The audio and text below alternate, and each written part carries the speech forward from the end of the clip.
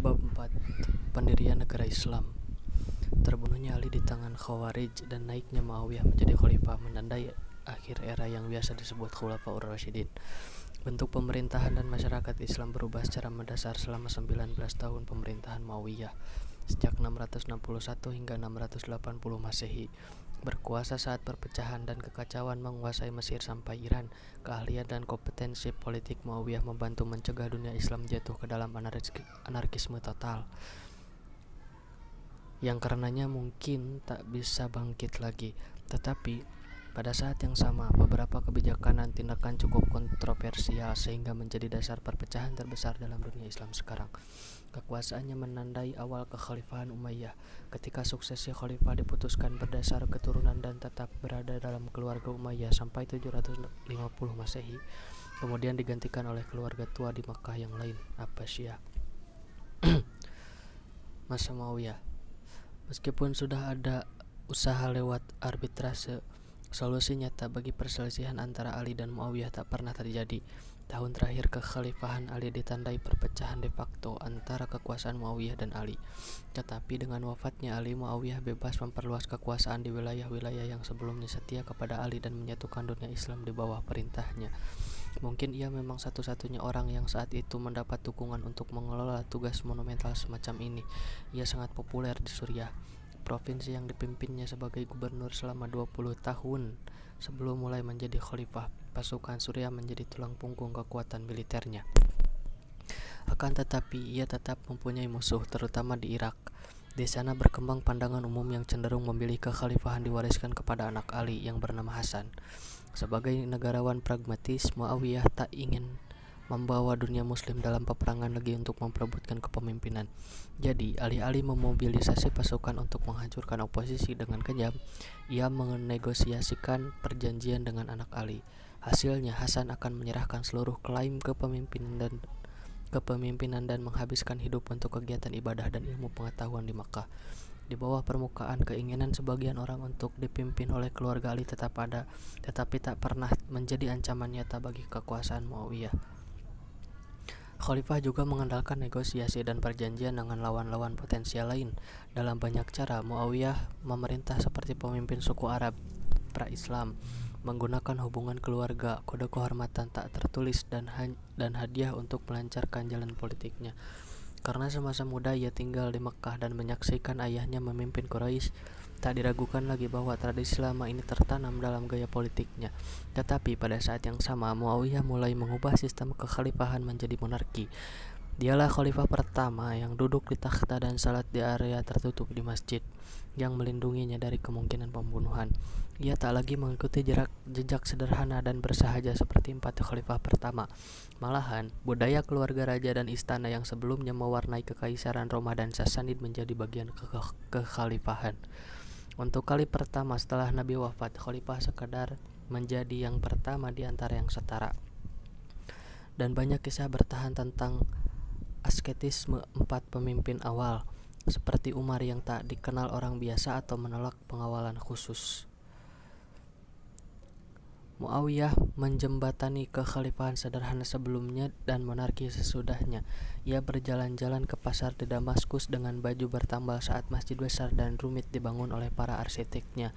Sebagai upaya untuk mengurangi tekanan perpecahan politik di antara muslim, Muawiyah memilih fokus untuk memperluas batas-batas kekhalifahan. Ini mengingatkan akan sosok Umar yang fokus terhadap ekspansi keluar setelah perang dalam negeri di Perang Tabuk. Muawiyah mengirim pasukan untuk meneruskan perang melawan kekaisaran Bizantium di darat dan di laut. Pulau penting seperti Rhodes dan Kreta di laut Aegea diduduki oleh angkatan laut yang didirikan Utsman. Didukung kemenangan ini, untuk kali pertama pasukan muslim mampu mengepung Konstantinopel, ibu kota Bizantium. Kota legendaris ini dipandang penting sejak hari-hari awal Islam, saat Nabi menjanjikan bahwa akhirnya pasukan muslim akan menaklukkan kota yang jauh dan seolah tak tertembus. Salah satu sahabat Nabi yang gugur adalah Abu Ayyub al-Ansari yang sudah tua. Dia terkenal karena memberikan tempat menginap saat Nabi memasuki Madinah. Ia dikubur di dekat dinding Konstantinopel dan hampir 800 tahun kemudian akan menjadi legenda penuh mitos bagi pasukan Ottoman yang akhirnya menguasai tembok Konstantinopel. Ekspansi ekspansi juga berlanjut ke Afrika Utara, tempat Bizantium masih memiliki kendali atas wilayah barat Libya modern. Lingkaran Umayyah yang mengendalikan daerah barat Mesir adalah Uqbah bin Nafi, sahabat yang berasal dari Mekah.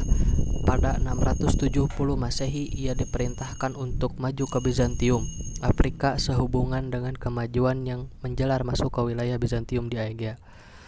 Pasukan Uqbah terdiri atas 10.000 tentara berkuda yang didukung sejumlah besar suku lokal Berber yang baru saja masuk Islam.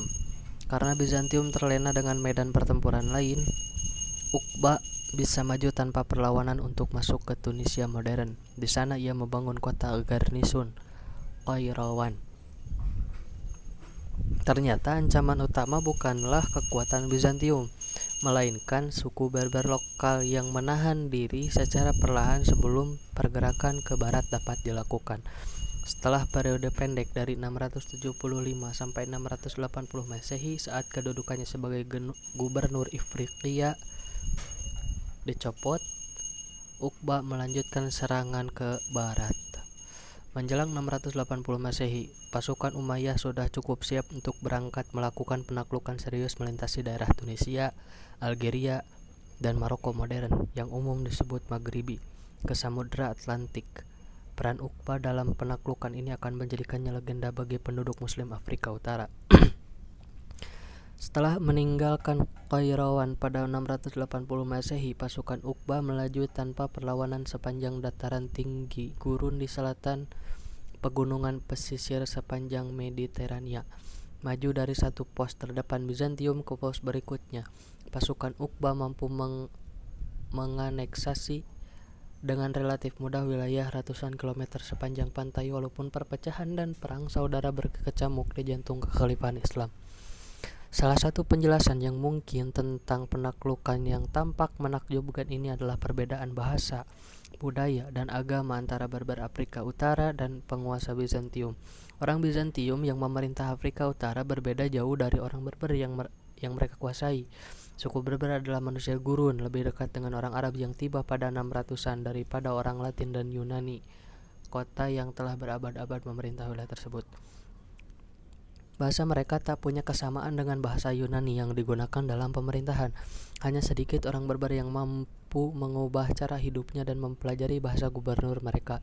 Kurangnya ciri budaya yang sama menjadikan perbedaan sosial yang ajak di antara keduanya.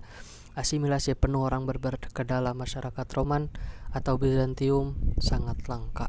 Akan tetapi, sepertinya agama menjadi faktor yang lebih besar yang membuat Berber mendukung pasukan Muslim Arab. Sejarah awal Islam mencatat bahwa seluruh suku Berber masuk Islam segera setelah kedatangannya. Tentu ada perbedaan antara orang Afrika Utara dan orang Bizantium dalam isu Kristiani, terutama soal bentuk ketuhanan dan kemanusiaan. Gerakan Kristen separatis seperti Arianisme dan Donatisme secara terbuka memperdebatkan ortodoksi resmi yang diperkenalkan oleh Bizantium dan mungkin telah menyebabkan orang Afrika Utara cenderung lebih dekat dengan Islam. Tetapi, walau tak segera masuk Islam, seperti diklaim penulis sejarah terdahulu, suku Berber pasti punya alasan praktis untuk bangkit melawan Bizantium bersamaan dengan kedatangan pasukan Muslim. Hal ini memungkinkan pasukan Uqbah untuk terus mendapatkan momentum seperti yang terjadi pada sepanjang awal 680-an, sehingga mampu memasuki Maroko modern dan pantai Atlantik. Kata-kata legendaris yang terucap saat dia mengendarai kudanya memecah ombak samudera menunjukkan sifat religius yang mendalam pada penaklukannya. Yang berdoa, "Ya Allah, jika laut ini tidak menahanku, aku akan melintasi daratan seperti Alexander Agung, mempertahankan agamamu dan memerangi orang kafir." Benar atau tidaknya ia mengucapkan kata-kata itu tak sepenting gambaran heroik yang muncul dalam pikiran berbagai generasi pemimpin militer yang akan membangkitkan Islam Maghribi. Konflik suksesi. Meskipun berhasil menyatukan dunia Islam setelah kekacauan pada masa Khalifah Ali, ada satu keputusan Muawiyah yang menjadikannya sebagai karakter kontroversial dan mengubah bentuk pemerintahan Islam selama 1300 tahun berikutnya. Ia menunjuk Yazid, anaknya, sebagai penerus tepat sebelum wafat dan menuntut sumpah setia dari orang-orang terkemuka di Damaskus.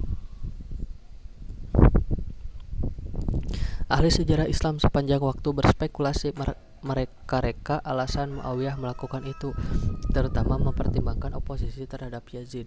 Tetapi mengingat konteks historis pada masa Muawiyah, kita mudah memahami mengapa terjadi perubahan ke sistem keturunan. Masa Muawiyah menjadi khalifah menunjukkan penekanannya pada kesatuan dan keharmonisan politik. Setelah pergolakan politik pada masa Khalifah Ali, tantangan utama Muawiyah menjaga dunia Islam berpadu di bawah satu pemerintah. Walaupun ia sukses besar, tak ada jaminan seluruh khalifah berikutnya mampu memanfaatkan ancaman luar atau manuver politik untuk meminimalkan perpecahan internal.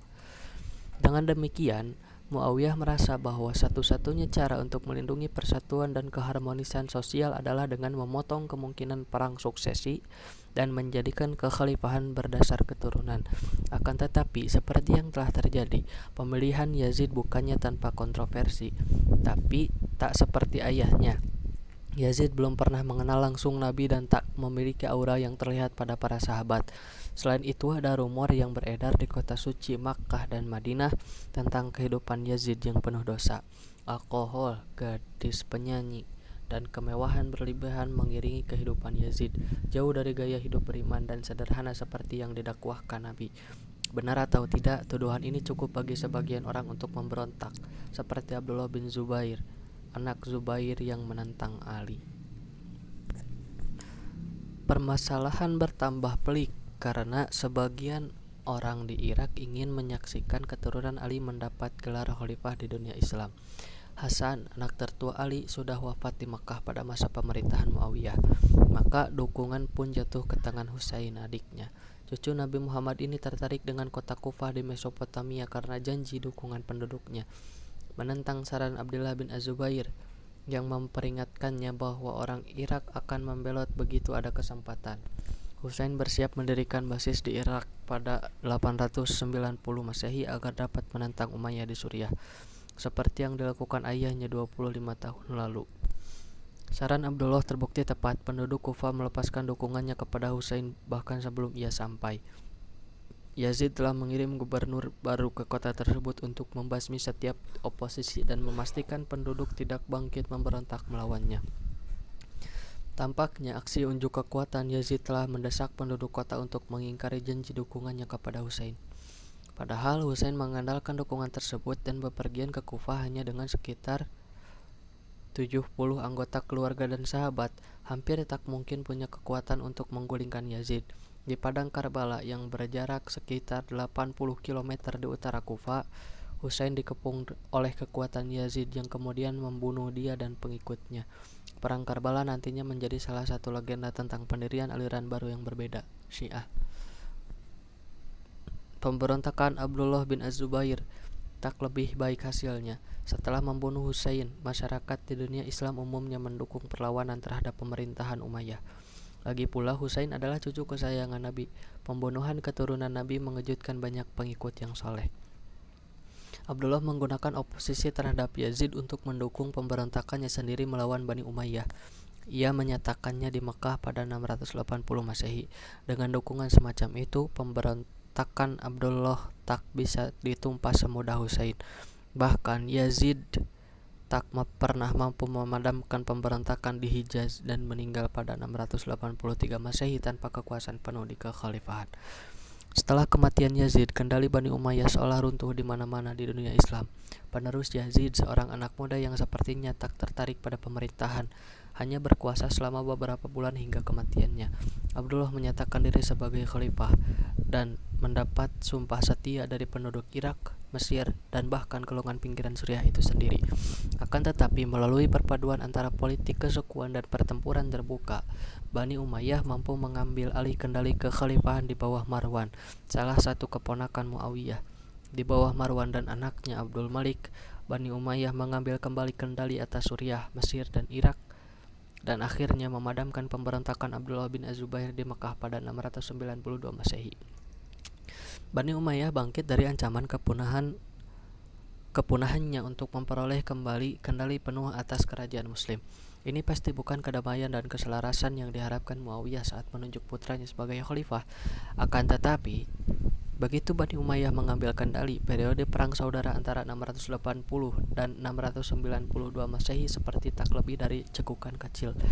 Pada akhir 600-an awal 700-an, Bani Umayyah melanjutkan periode kedua ekspansi militer cepat dan pertumbuhan ekonomi yang akan menandingi periode manapun dalam sejarah Islam sebelum dan sesudahnya. Penaklukan lanjutan. Konsolidasi penuh dalam penaklukan Uqbah di Afrika Utara harus diselesaikan sebelum penaklukan lanjutan dapat dilaksanakan. Khalifah Abdul Malik mengirimkan pasukan untuk menaklukkan Kartago, pos luar terakhir di bawah kontrol Bizantium di Afrika Utara pada 698. Dengan demikian, daerah terakhir Bizantium Afrika Utara lenyap setelah penguasaannya dipaksa mundur ke Sisilia dan Yunani. Sekarang, tentara Islam melengkapi salah satu penaklukan paling spektakuler dan tak dapat dipercaya dalam sejarah. Legenda menceritakan seorang bekas petinggi Bizantium, Julian, memohon kepada gubernur Muslim Afrika Utara yang baru untuk menghukum Raja Visigotik dari semenanjung Iberia, Roderick. Sang raja dituduh menggoda anak perempuan Julian saat di bawah perlindungannya. Julian bahkan berjanji menyeberangkan kekuatan ekspedisi Islam melintasi selat ke Spanyol untuk menuntut balas Raja Tiran tersebut.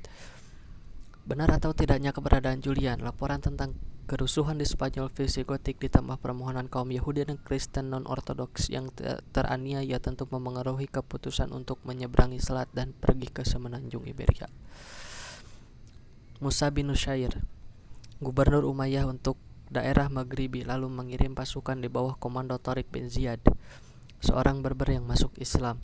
Awal 711 Masehi, ia mendarat di dekat pegunungan monolit raksasa yang sekarang dikenal dengan Jabal Tariq. Diinggriskan menjadi Gibraltar. Dari tempat ini, Tariq memimpin pasukan penyerbu ke sepanjang selatan Spanyol yang terbukti berhasil, terutama sejak Roderick dan pasukan besar Visigotik yang ada di utara semenanjung sedang menghadapi pemberontakan Basku.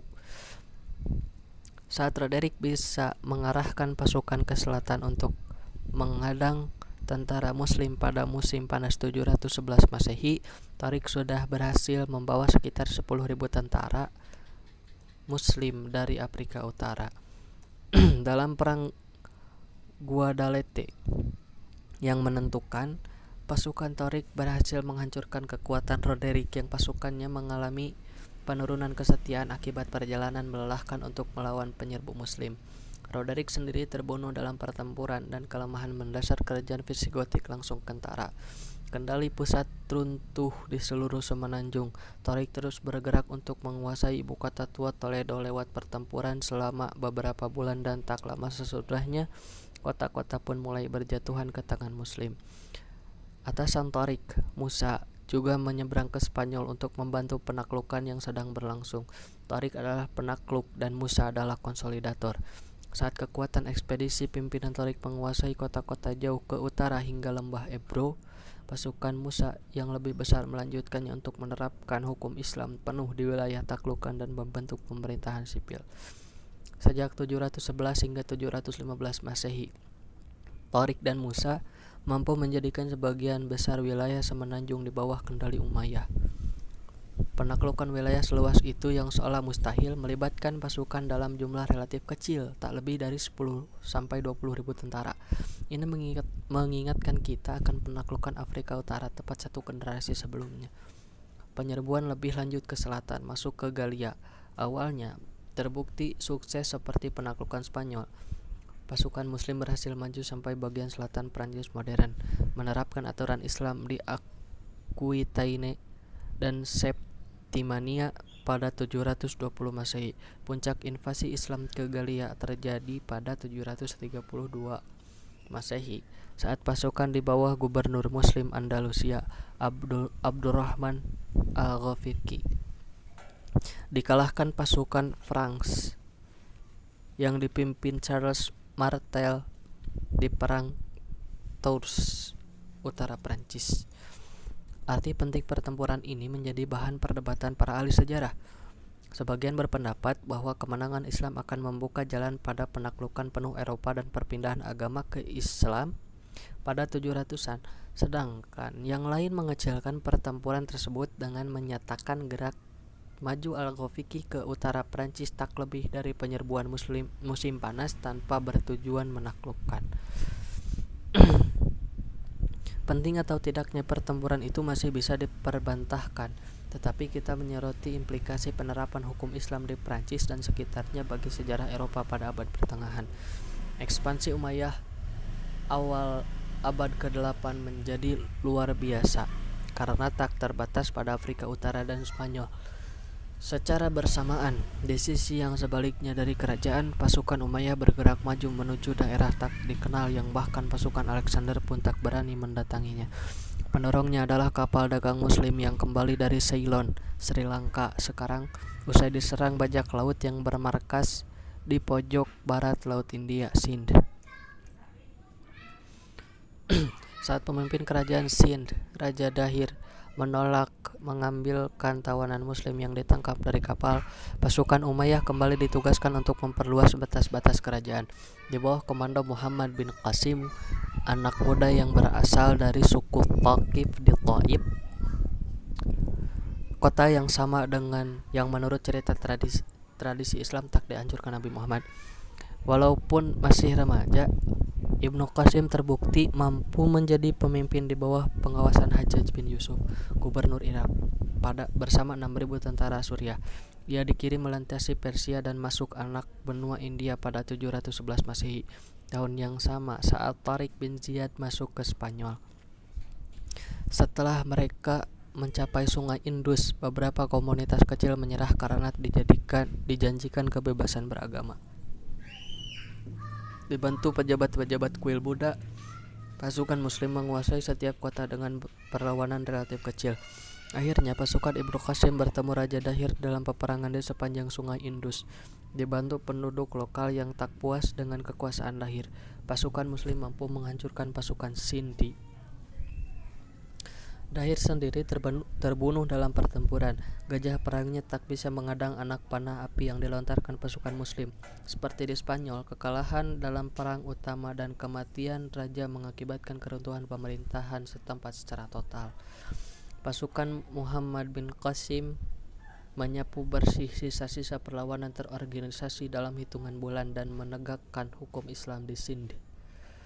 Sebagian India pun segera berada di bawah kekuasaan Muslim, walaupun akan butuh waktu berabad-abad sebelum kelompok Muslim mampu menegakkan kendalinya lebih jauh di anak benua tersebut.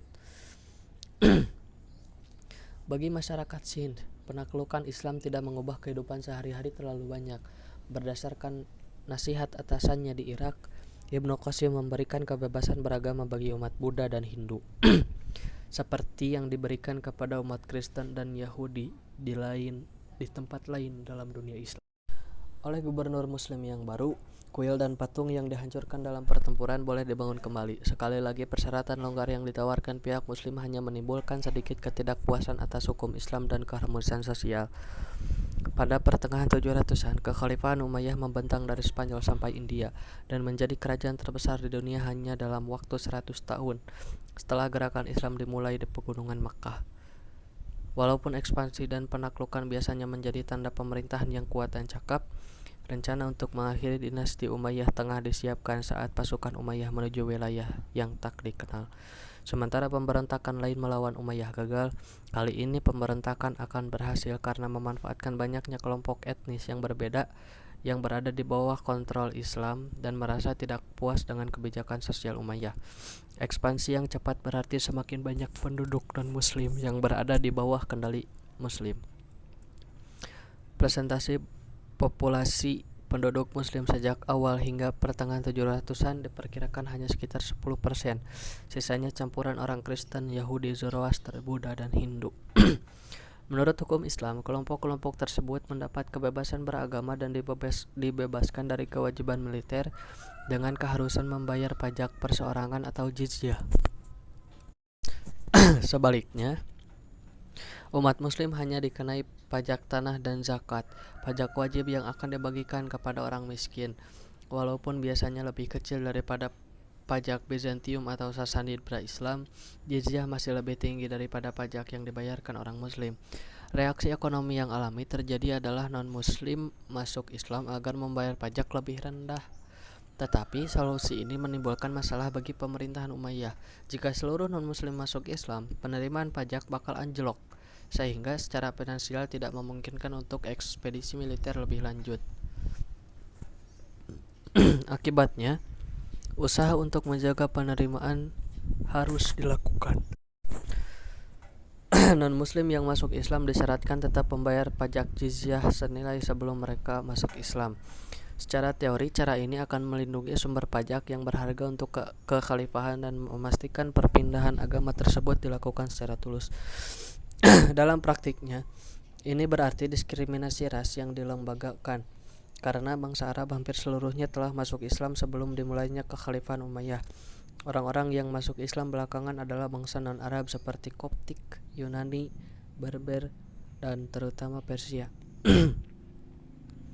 Merekalah muslim yang harus membayar jizyah, sedangkan saudara seiman mereka dari Arab dibebaskan. Tujuan Umayyah mungkin hanya melindungi sumber pajak mereka, tetapi kebijakan ini akhirnya berkelindan dengan aspek rasial, membuat komunitas non-Arab tetap berada di lapisan bawah masyarakat, sedangkan Arab merangkak naik. Dari perspektif keagamaan, hal ini kontradiktif dengan seruan Nabi Muhammad saat haji perpisahan tentang persatuan. Ia menyatakan, tak ada orang Arab yang lebih baik daripada bukan Arab, dan tak ada orang bukan Arab yang lebih baik daripada orang Arab. Sebuah upaya pernah dilakukan Khalifah Umar bin Abdul Aziz untuk membatalkan kebijakan pajak yang tak Islami selama masa kekuasaannya dari 717 sampai 720 Masehi. Walaupun reformasi ini sangat populer di kalangan Arab, ia tak dipercaya oleh keluarganya sendiri dan diracun Bani Umayyah hanya 2 tahun setelah berkuasa. Orang-orang Islam berikutnya memberi gelar kehormatan kepada Umar II sebagai Khulafaur Rasyidin kelima, karena reformasi bernapaskan agama yang ia lakukan. Tetapi pada akhirnya kekuasaannya tak lebih dari sekadar gangguan kecil bagi kebijakan Umayyah. Dengan semakin meningkatnya jumlah non-Arab yang masuk Islam, ketidakpuasan akan kebijakan pajak yang tak setara pun berkembang. Menunggangi gelombang ketidakpuasan ini, keluarga tua lain dari Mekah bangkit untuk mengambil alih kekhalifahan Bani Abbasiyah. Revolusi Bani Abbasiyah. Bani Abbasiyah mendapatkan namanya dari paman Nabi Abbas yang menjadi kepala keluarga klan tersebut. Mereka bermukim di tanah sebelah timur Sungai Yordan setelah penaklukan Suriah dan secara umum menjauhkan diri dari politik saat perang saudara berkecamuk pada 600-an. Akan tetapi, pada awal 700-an mereka mulai mengembuskan rumor bahwa salah satu keturunan Ali secara resmi telah memindahkan hak kekuasaan kepada Bani Abbasiyah. Mengapa ia melakukannya atau apakah memang itu terjadi masih merupakan misteri. Dari sudut pandang praktis, hal ini memberikan legitimasi kepada Bani Abbasiyah. Mereka tak hanya lebih dekat hubungannya dengan Nabi daripada Bani Umayyah, tetapi juga mengklaim akan menegakkan keinginan kalangan yang mendukung keturunan Ali sebagai pemimpin dunia Islam. Dari wilayah basis di selatan Suriah, kemudian Irak, mereka mengirim wakil-wakil ke Khurasan di timur. Di sana, penduduk Persia dapat digerakkan untuk mendukung pemberontakan melawan Bani Umayyah yang menindas. Sepanjang 730-an dan 740-an Masehi diucapkanlah sumpah setia jaringan sekutu yang jauh dari basis Bani Umayyah di Damaskus. Bani Abbasiyah memberikan janji masyarakat yang lebih setara di bawah kekhalifahannya dan secara samar menjamin keturunan Ali akan memainkan peranan lebih besar dalam pemerintahan Islam sesuai keinginan banyak muslim di bagian timur kekhalifahan. Dengan begitu, Bani Abbasiyah mampu mengamankan dukungan berbagai kalangan masyarakat. Sokongan datang antara lain dari ahli ibadah yang ingin menyaksikan pemerintahan yang lebih mengikuti teladan Nabi. Selain itu, ada kelompok non-Arab Muslim yang marah atas status kelas 2 mereka. Terakhir, pengikut setia Ahlul Bait yang meyakini bahwa seharusnya kekuasaan menjadi milik keluarga Nabi. Pada 747 Masehi, Bani Abbasiyah secara resmi menyatakan pemberontakan terbuka, mengibarkan bendera hitam khusus di langit kota Marv, jauh ke timur dunia Islam yang sekarang bernama Turkmenistan. Revolusi ini dipimpin tokoh misterius yang dikenal sebagai Abu Muslim. Tak banyak yang diketahui tentangnya, tetapi ia memang tak nampak sebagai anggota keluarga Abbasiyah dan mungkin berasal dari etnis Persia. Di bawah kepemimpinannya di bidang politik, dan militer yang brilian, revolusi Bani Abbasiyah dengan cepat bisa mengambil kembali kendali Khurasan, yang segera menjadi basis pergerakan. Abu Muslim mengirim pasukan ke arah barat, masuk ke jantung Persia. Di sana, penduduk lokal Muslim bangkit melawan Umayyah dan bergabung dengan semangat revolusioner. Situasi yang awalnya terlihat sebagai ungkapan ketidakpuasan yang tak berbahaya di Merv, kini mengancam eksistensi dinasti Umayyah, terutama saat pasukan Abbasiyah keluar dari Persia dan masuk ke dunia Arab. Kufa yang pernah menjadi pusat sentimen anti-Umayyah mulai bangkit lagi melawan gubernur Umayyah dan mengusirnya saat bendera hitam Abbasiyah tampak di horizon timur. Begitu Kufa dibebaskan, pengambilan sumpah setia formal dapat dilakukan kepada calon khalifah dari Abbasiyah, Abu al-Abbas. Revolusi ini punya tujuan jelas, dukungan luas dari seluruh Persia, kemudian seorang pemimpin untuk menyatukan semuanya. Setiap tempat Umayyah berada dalam posisi bertahan saat semakin banyak orang berkumpul mendukung Abbasiyah. Sementara itu, upaya membangkitkan penduduk Umayyah ternyata bukan perkara mudah. Sudah beberapa dekade berlalu sejak ancaman nyata terhadap posisi Umayyah mulai muncul. Tetapi pejabat pasukan Suriah hanya berdiam diri dan dengan keliru menganggap kekuatan revolusi itu perlahan-lahan akan surut. Saat Khalifah Marwan II berhasil mengumpulkan kekuatan Umayyah, Abbasiyah telah mengambil kendali atas sebagian besar Irak. Pada awal 750 Masehi, dalam perang Zab ini di Mesopotamia Tengah, kekuatan Abbasiyah berhasil memukul mundur penuh pasukan Umayyah. Perlawanan terorganisasi terhadap Abbasiyah secara efektif berakhir setelah perang tersebut. Seiring runtuhnya kendali Umayyah di seluruh dunia Islam, kini tak ada penghalang antara Abbasiyah dan ibu kota Umayyah, Damaskus. Satu demi satu kota-kota menyerah dan menerima kedaulatan Abbasiyah. Satu demi satu anggota keluarga Umayyah diburu dan dihukum mati. Marwan sendiri tertangkap di Mesir, tempat ia gagal mengumpulkan pasukan yang akan memukul mundur Abbasiyah dan mengembalikan kendali Umayyah. Hanya satu anggota keluarga Umayyah yang berhasil lolos dari revolusi, Abdurrahman yang masih remaja. Anggota keluarga Umayyah yang relatif tak dikenal mampu lolos dengan menyamar ke Afrika Utara. Ia dikejar-kejar pasukan Abbasiyah dari Palestina ke Mesir sampai Maghribi dan hanya dikawani oleh budak yang pernah bekerja untuk keluarganya. Perjalanan legendarisnya membawa ia sampai ke Andalusia. Di sana ia akan mendirikan Emirat Umayyah, jauh dari jangkauan Abbasiyah yang akan bertahan hampir selama 300 tahun. Kekhalifahan Abbasiyah. Revolusi Abbasiyah pada pertengahan 700-an menobatkan dinasti kedua untuk mengendalikan kekhalifahan. Pemberontakan tersebut didasari gagasan untuk membangun pemerintahan yang lebih sejalan dengan teladan Nabi, menyediakan tempat yang lebih pantas bagi non-Arab dalam masyarakat, dan memberikan sejumlah peran kepemimpinan bagi keturunan Ali.